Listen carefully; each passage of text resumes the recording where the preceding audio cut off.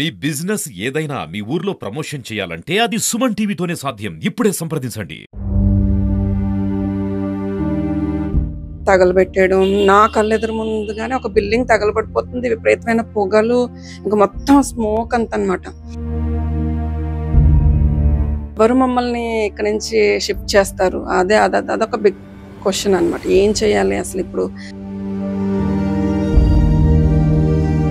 Mobile signals లేవు. అక్కడ Nepal SIM వేసుకున్నా అది కూడా పనిచేయట్లేదు. కమ్యూనికేషన్ లేదు బయట వాళ్ళతో. ఎలాగా ఏంటి అని అసలు అర్థం కావట్లేదు. అసలు ఏమైపోతామో అనే ఒక రకమైన పానిక్ సిచ్యువేషన్లోకి వెళ్ళిపోయాం మేము. అసలు బ్రతుకుతామా, వీళ్ళు మమ్మల్ని ఏం చేస్తారు అని చేసి, అమ్మ మీరు అసలు భయపడద్దు, సార్ మీతో మాట్లాడతారని వీడియో కాల్ చేయించి మా అందరితో మాట్లాడారు.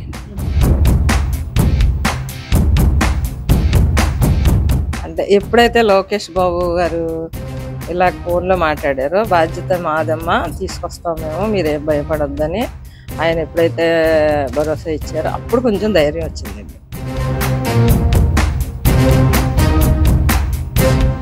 From Nepal airport to Nepal to India, everything is solved by them.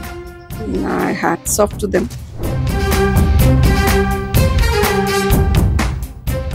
సానా సతీష్ గారు కానీ, లోకేష్ గారు కానీ, మరి ఏపీ గవర్నమెంట్ కానీ భార్య పిల్లల్ని ఇంత సురక్షితంగా తీసుకురావడం, మరి ఆంధ్రప్రదేశ్లో పుట్టడం చాలా అదృష్టం. Oh, your CM is Chandrababu Naidu, then you are in safe hands only, no problem, he will come and save you, అలా చెప్తున్నారు.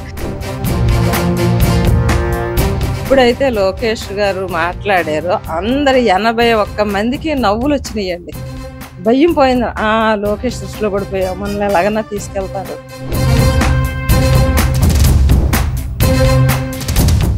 నమస్తే, welcome to Suman TV. Hindu Himalaya దేశం నేపాల్ అల్లర్లతో అట్టుడుకుతోన్న విషయం మనందరికీ తెలిసిందే. సోషల్ మీడియాపై నిషేధంతో శాంతియుతంగా ప్రారంభమైన స్టూడెంట్స్ నిరసనలు చేశారో అది నివురుగప్పిన నిప్పులాగా మారింది.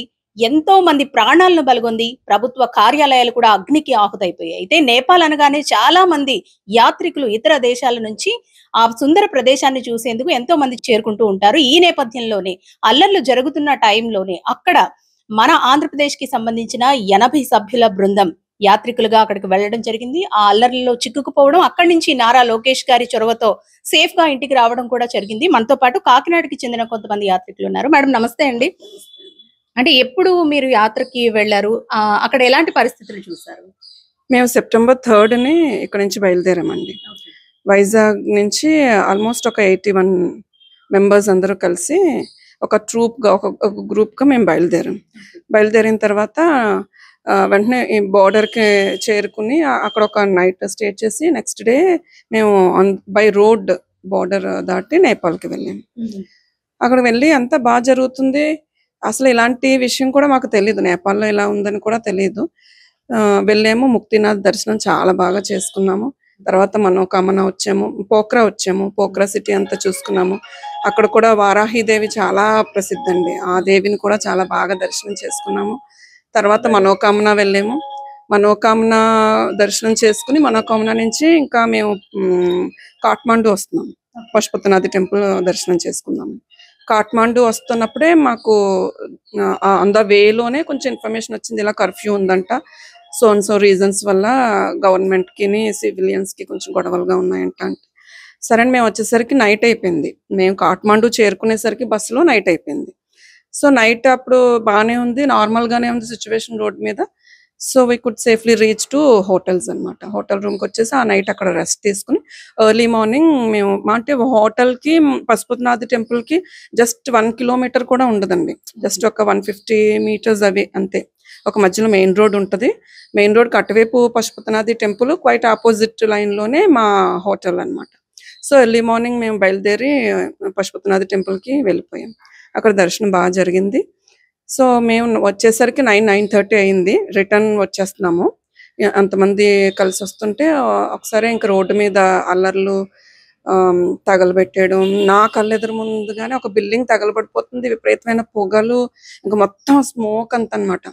చాలా మంది అందరూ యూతేనండి, హెల్మెట్స్ పెట్టుకుని రాడ్స్ పట్టుకుని బైక్స్ మీద తిరుగుతూ అరుచుకుంటూ అలా చేస్తుంటే ఒకసారి నాకు చాలా భయం వేసింది, ఏంటి ఎంత దారుణంగా ఉందా అని. ఇంకా అలాగే అటువైపు నుంచి తప్పుకుంటూ మొత్తానికి మా హోటల్కి రీచ్ అయిపోయామండి. అక్కడ ఉన్న కొంత షాప్స్ దగ్గర ఉన్న వాళ్ళు, ఆ నేపాల్ పీపుల్ అంతా కూడా మీరు వెళ్ళిపోండి తొందరగా ఇక్కడ నుంచి, ఇట్స్ నాట్ సేఫ్ ప్లేస్ మీకు అని చెప్పడంతో మేము వెళ్ళిపోయాం. వెళ్ళిన తర్వాత ఇంకా సరే, అసలు యాక్చువల్గా అయితే ఆ రోజు మధ్యాహ్నం 2 గంటలకే మేము కాఠ్మాండు నుంచి జనక్పూరి స్టార్ట్ అయిపోవాలి బస్సులో. So bus driver already book చేసేసిన బస్సులే, కానీ they are not ready to pick up అనమాట. వాళ్ళు కాఠ్మాండుకి బయట ఉండిపోయాయి బస్సులన్నీ కూడా.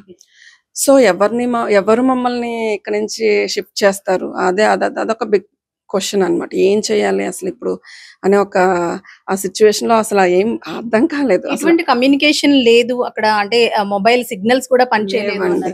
మొబైల్ సిగ్నల్స్ లేవు అక్కడ. నేపాల్ సిమ్ వేసుకున్నా అది కూడా పనిచేయట్లేదు. కమ్యూనికేషన్ లేదు బయట వాళ్ళతో. ఎలాగా ఏంటి అని అసలు అర్థం కావట్లేదు. ఒకసారి ఏంటంటే ఒక క్యాబ్ మేము తీసుకుని ట్రై చేసాం. We want to escape from the Kathmandu at anyway. Try చేసాం, కానీ ఒక 1 కిలోమీటర్ అవే వెళ్ళాము క్యాబ్లోని. వెంటనే ఈ ప్రొటెస్టెంట్స్, ఈ రైడ్స్ అన్ని వాళ్ళందరూ పెద్ద పెద్ద రాడ్స్ పట్టుకుని మా క్యాబ్ వైపుకి వచ్చేస్తున్నారు. అసలు ఏమైపోతామో అనే ఒక రకమైన పానిక్ సిచ్యువేషన్ లోకి వెళ్ళిపోయాం మేము. అసలు బ్రతుకుతామా, వీళ్ళు మమ్మల్ని ఏం చేస్తారు అని. ఆ క్యాబ్ డ్రైవర్ చాలా మంచిగా ఒక మనకి రివర్స్ డ్రైవింగ్ చేసుకుంటూ చాలా దూరం చాలా స్పీడ్ గా తీసుకొచ్చేసి మమ్మల్ని ఎక్కడైతే పికప్ చేసుకున్నాడో అక్కడ వదిలేసి హోటల్ కి దగ్గరలో మీరు వెంటనే లోపలికి వెళ్ళిపోండి, అసలు బయటికి రావద్దు, చాలా ప్రమాదంగా ఉంది, ఇక్కడ ఏదైనా జరగచ్చు అని అతను చెప్పడం, మేము గబగబా ఇంకా హోటల్ రూమ్ లోకి వెళ్ళిపోతే హోటల్ ఓనర్ కూడా చాలా మంచి ఆయనండి.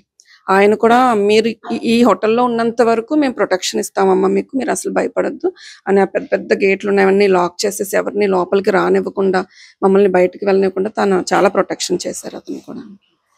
ఇలాంటి సిచ్యువేషన్స్ మునుపెన్నడు, అంటే ఎప్పుడైనా వార్తల్లో వింటూ ఉంటాం పలానా చోట ఇలాంటి అల్లర్లు జరిగాయి అని చూస్తూ ఉంటాం, కానీ డైరెక్ట్ గా అదే ప్లేస్ లో మనం ఉండడం, అందులోను మీరు యాత్రకు వెళ్ళడం, ఏమనిపించింది మేడం ఆ టైంలో? It was a terrible situation which we never experienced. We went through that terrible situation. అసలు మా అమ్మగారు అయితే ఇంకా అసలు మనం అంటే మాకు ఇంకొక న్యూస్ కూడా వచ్చింది. మా పక్కన ఉన్న స్ట్రీట్ లో ఒక హోటల్ తగలబెట్టేస్తున్నారు. ఇంకంత అప్పటికే మాకు తెలిసింది ఇలా ప్రైమ్ మినిస్టర్ అక్కడ రిజైన్ చేశారు, హోమ్ మినిస్టర్ వాళ్ళు ఇల్లు తగలబెట్టేశారు, పలానా వాళ్ళ వైఫ్, ఇవన్నీ న్యూస్ తెలియగానే ఇంకా అక్కడ ఉన్న చాలా మంది ఓల్డ్ పీపుల్ ఉన్నారు, వాళ్ళందరూ ప్యానిక్ అయిపోతున్నారు. ఏంటి అసలు మనం ఎలా చిక్కుకున్నాం, ఏంటి ఇప్పటి వరకు బాగా జరిగింది కదా. మా అమ్మగారు అయితే అసలు నేను ఏమైపోయినా పర్లేదు, నా గురించి చాలా భయపడిపోయారు, ఇంకా చాలా బాధ్యత ఉంది, అసలు ఎలాగా ఏంటి అని. ఆవిడైతే అసలు ఎవరితో మాట్లాడేవారు కదా, ఆ పానిక్ సిచ్యువేషన్ లో అలా ఉండిపోయారండి అసలు వాళ్ళందరూ. చాలా ఇదిగా అప్పుడు ఏం చేయాలి ఏంటి అని ఆ టైంలో నాకు ఒక థాట్ వచ్చింది. మా అబ్బాయికి ఓనర్ తో ఒకసారి వైఫై అది తీసుకుని మా అబ్బాయికి నేను కాల్ చేశాను, వాట్సాప్ కాల్ చేసి ఇలాగుంది మా అబ్బాయి, he's doing software engineering in Hyderabad. మా అబ్బాయికి కాల్ చేసి ఇలా ఉంది సిచ్యువేషన్, ఏం చేద్దామంటే మీరు అసలు కంగారు పడకండి, నేను ఏపీ గవర్నమెంట్కి ఇన్ఫర్మేషన్ ఇస్తాను, సో వాళ్ళు చూసుకుంటారు మనల్ని. వెంటనే వీడు ఎంబసీ ఆఫ్ ఇండియాకి ఒక పెద్ద మెయిల్ పెట్టడంతో వాళ్ళందరూ రెస్పాండ్ అయ్యి మా ఫోన్ నెంబర్స్ అవి అందులో ఇవ్వడంతో వాళ్ళందరూ వీళ్ళు కలిసి మళ్ళీ ఏపీ గవర్నమెంట్కి కూడా వీడు అప్రోచ్ అయ్యాడు ఫోన్ చేసి. సో అప్పుడు నారా చంద్రబాబు నాయుడు గారు పిఏ మాకు ఫోన్ చేశారు, నా ఫోన్కి చేసి, అమ్మ మీరు అసలు భయపడద్దు, సార్ మీతో మాట్లాడతారని వీడియో కాల్ చేయించి మా అందరితోని మాట్లాడారు ఆయన. అమ్మ ఎలా అనిపించింది, అంటే అక్కడి నుంచి సేఫ్ గా ఇంటికి వెళతామా లేదా అన్నది ఒక క్వశ్చన్ మార్క్ అయితే, మనకి వెనక రెస్పాన్సిబిలిటీస్ ఉంటాయి. ఏదైనా ఇలాంటి సిచ్యువేషన్స్ లో వెనక వాళ్ళు ఏమైపోతారు, మనకి ఏమవుతుంది అన్న టెన్షన్ ఉంటుంది. మీరు అన్నట్టు పానిక్ సిచ్యువేషన్ అది. సో సేఫ్ గా ఇంటికి వస్తారు అనుకున్నారు? అసలు అనుకోలేదండి. అంటే there is no way to come out from the situation, there is no way. ఎందుకంటే అక్కడ గవర్నమెంట్ లేదు, who will protect us. Nepal government ఉంటే మన ఇండియా గవర్నమెంట్ వాళ్ళతో మాట్లాడి అన్నీ చేసి, నేపాల్ గవర్నమెంటే లేదు. సివిలియన్స్ ఎలా అంటే ఇంకా అసలు వాళ్ళు ఎలాంటి సిచ్యువేషన్ ఏ నిమిషం ఏం చేస్తారనేది తెలీదు. షాప్స్ అన్ని పగలగొట్టేశారు, మేము ఉన్న స్ట్రీట్ లోనే షాప్స్ అన్ని పగలగొట్టేశారు, ఎక్కడ చూసినా అద్దాలు పెంకులు అవి అసలు ఏ ఒక పక్క నుంచి దొంగల భయం ఒకటి. వాళ్ళు కొంచెం అంటే ఎప్పుడైతే గవర్నమెంట్ లేదో ఇంకా ఎవరికి భయం ఉండదు కదండి. మేమున్న హోటల్లో కూడా దొంగలు పడ్డారు. మా మా మా ట్రూప్ లో కొంతమందివి ఫోన్స్ గానీ, వాచెస్, మనీ, ఇవన్నీ బ్యాగ్స్ అవన్నీ పట్టుకెళ్ళిపోయారు వచ్చి. సో అలాంటి సిచ్యువేషన్ లో ఇంకా మేమైతే చాలా భయపడ్డాం. ఇంకెలా రావాలి. నేను కొంచెం పర్లేదు కానీ మిగతా వాళ్ళైతే ఇంకా చాలా భయపడిపోయి అంటే పిల్లలు ఎలాగా ఏంటి అని. అమ్మ మీరు చెప్పండి, ఇలాంటి సిచ్యువేషన్స్ మీరు మునిపే ఎన్నడూ కూడా ఎక్కడ చూసి ఉండరు, అలాంటిది కళ్ళారా చూడడం, ఒక యాత్ర కోసం ఎంతో ఆనందంగా అక్కడికి వెళ్ళారు. ఇలాంటి సిచ్యువేషన్స్ చూసినప్పుడు ఏమనిపించింది? చాలా భయం వేసిందండి. అంటే ఎప్పుడైతే లోకేష్ బాబు గారు ఇలా ఫోన్ లో మాట్లాడారో, బాధ్యత మాదమ్మా, తీసుకొస్తాం మేము, మీరేం భయపడొద్దని ఆయన ఎప్పుడైతే భరోసా ఇచ్చారో అప్పుడు కొంచెం ధైర్యం వచ్చిందండి. లోకేష్ బాబు అలాంటివి బాగా చేస్తారు కదండి, దాని గురించి ధైర్యం వచ్చింది. ఓహో ఇంక లోకేష్ దానికి వెళ్ళిపోయింది, అందుకని చాలా ధైర్యం వచ్చిందండి. అని చంద్రబాబు నాయుడు గారు కూడా బాగా, ఏపీ గవర్నమెంట్ ఎలా ఉందండి, చాలా బాగా చేస్తున్నారు కదా, దాని గురించి ఒక ధైర్యం వచ్చిందండి. అప్పుడు కాడి నుంచి పాపం తొలి రోజే అరేంజ్ చేస్తా అన్నారు. అక్కడ ఎయిర్పోర్ట్ వాళ్ళు ఇవ్వకపోవడంతో ఇంకా మరుసటి రోజుకి పాపం అందరం గ్యాదర్ చేసి, ఇంకా మా అమ్మాయి పాపం అక్కడ మాకులాంటి వాళ్ళు ఏం తెలుస్తుందండి పాపం, అవన్నీ సేకరించి వాళ్ళందరికీ టికెట్లు, వాళ్ళేమో రూల్స్ వేరు, చాలా ఇబ్బంది పడి, అంటే అవన్నీ అయ్యేసరికి ఇంచుమించులో మేము ఫ్లైట్ బయలుదేరేసరికి 4:30 అయిందండి, 4:30 అయిపోయింది. అప్పుడు అందరూ గబగబా బయలుదేరాము. కానీ నిజంగా సానా సతీష్ గారు, వాళ్ళ పియ్య గారు, అత్తమని మాట్లాడండి, ప్రతి క్షణం మాట్లాడి, సతీష్ గారు, ఈ లోకేష్ గారు ఇంకందరూ ఎంత బాగానో చేశారండి. అందరూ కూడా ఏపీ భవన్ నుంచి కాల్ వచ్చిందండి. ఏపీ భవన్ డాక్టర్ అర్జా శ్రీకాంత్ గారు, కమిషనర్ ఆఫ్ ఏపీ భవన్ అన్నమాట, ఆయన కాల్ చేశారు. ఆయన అలా ఫాలో అప్ చేస్తూనే ఉన్నారు. ఎన్ఆర్టీ అండి, వాళ్ళు నాన్ రెసిడెన్షియల్ తెలుగు సొసైటీ వాళ్ళు కాల్ చేశారు. వాళ్ళు మేము ఉన్నామమ్మా, మీరు అసలు భయపడద్దు, మీరు మిగతా వాళ్ళందరికీ ధైర్యం చెప్పండి, ఫుడ్ కానీ లేదా వాటర్ కానీ, ఎమర్జెన్సీ ఏదన్నా మెడికల్ సపోర్ట్ కానీ, whatever you want we're there, we will send you everything అని వాళ్ళు సపోర్ట్ చేసి బాగా. ఏపీ భవన్ నుంచి నాగప్రతిమ గారని ఎంప్లాయ్, ఆవిడ కూడా అస్తమానం ఫోన్ చేస్తూ ప్రతిదీ కనుక్కొని, whatever hurdles we faced in between from Nepal airport to India, everything is solved by them. Hats off to them really. Without their help we couldn't reach to India. Main ఏంటంటే సానా సతీష్ గారండి. ఎప్పుడైతే ఇలా కాకినాడ ఇలా కొంతమంది, అంటే ఆయన కూడా లోకేష్ గారి దగ్గర కూర్చుని, వాళ్ళందరూ ఢిల్లీలో కూర్చుని నైట్ 11 కూడా మాకు కాల్స్ వచ్చేవండి. అంటే వాళ్ళందరూ అక్కడే ఉన్నారు, వాళ్ళందరూ కరెంట్ సిచ్యువేషన్ తెలుసుకుంటున్నారు. మేము మళ్ళీ నెక్స్ట్ డే మార్నింగ్ మిమ్మల్ని అందరినీ లిఫ్ట్ చేస్తామని చెప్పారు. సో దానికి సంబంధించిన ఆ ముందు రోజు ఈవినింగ్ అంతా కూడా మధ్యాహ్నం నుంచి వాళ్ళు నన్ను అడిగారు అనమాట, సానా సతీష్ గారు, మాకు సో ఈ డాక్యుమెంట్స్ కావాలి, ఈ ఇన్ఫర్మేషన్ కావాలి అంటే మొత్తం పేపర్ వర్క్ అంతా నేను చేసి, అక్కడ వాళ్ళ 81 మందిది ఫోన్ నెంబర్స్, వాళ్ళ పేర్లు, వాళ్ళు ఏ ఏరియా నుంచి, ఎవరెవరు ఏ ఏరియా నుంచి వచ్చారు, and their Aadhaar card numbers and other information, everything I prepared chart అన్నమాట. అవి పట్టుకోవడం వల్ల వాళ్ళు మళ్ళీ అవి అన్ని వాళ్ళకి పంపించాను. సో ఏ ఏరియా నుంచి అయితే వాళ్ళు వచ్చారో ఆ ఏరియా నుంచి మళ్ళీ వాళ్ళకి కాల్స్ వచ్చి వాళ్ళకి భరోసా చెప్పి, మొత్తం గవర్నమెంట్ అంతా అలర్ట్ అయిపోయి, ఎక్కడ పార్వతీపురం, విజయనగరం, శ్రీకాకుళం అందరూ ఎంఆర్ఓస్, ఆ ఏరియాలో ఉన్న పొలిటీషియన్స్ అందరూ వాళ్ళకి ఫోన్లు చేసి వాళ్ళకి బాగా సపోర్ట్ చేసి, ఇదంతా చాలా గ్రేట్ అండి అసలు ఎంతలాగా చేయటం చేశారు. అప్పటి నుంచి ఇంక మేము 9కి బయలుదేరిపోయామండి ఎయిర్పోర్ట్కి. 9కి అంటే 1.5 కిలోమీటర్స్ ఆఫ్టర్.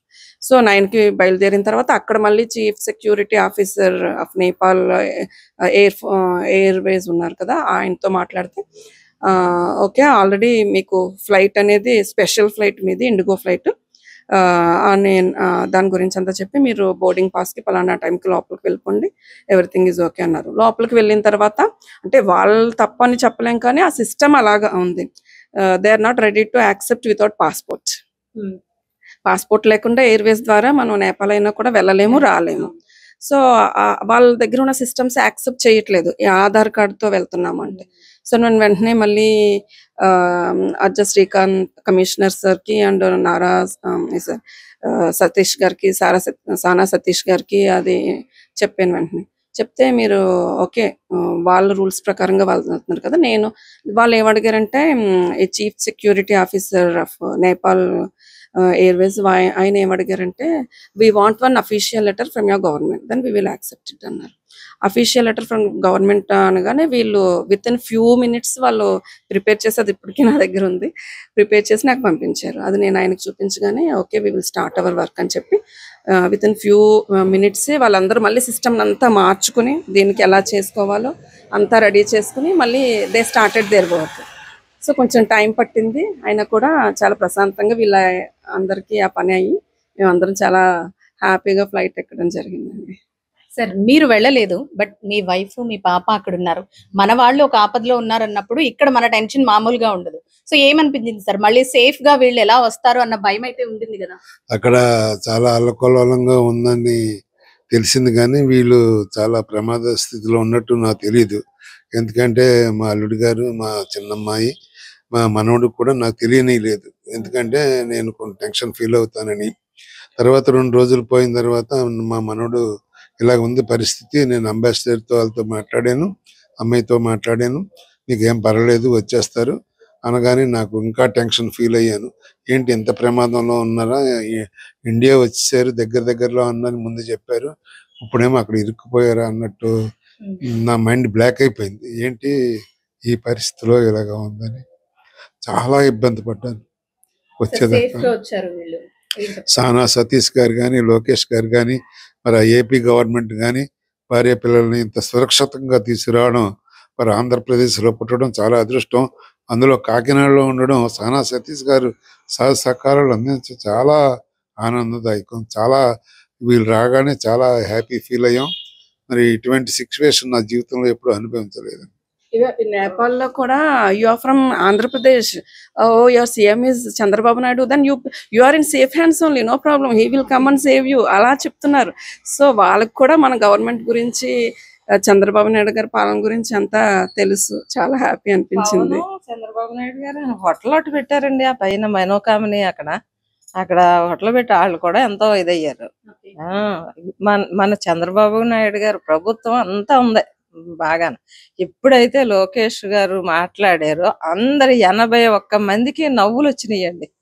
భయం పోయింది, లోకేష్ దృష్టిలో పడిపోయాం, మనల్ని ఎలాగన్నా తీసుకెళ్తారు అని పాపం అందరూ చాలా నవ్వుతూ, అప్పుడు దాకా బిక్కుమంటా ఉన్న వాళ్ళు అందరూ నవ్వుతూ పర్లేదు లోకేష్ దృష్టిలో పడిపోయాం, మనం ఎలాగన్నా తీసుకెళ్తారని చాలా సంతోషించారు.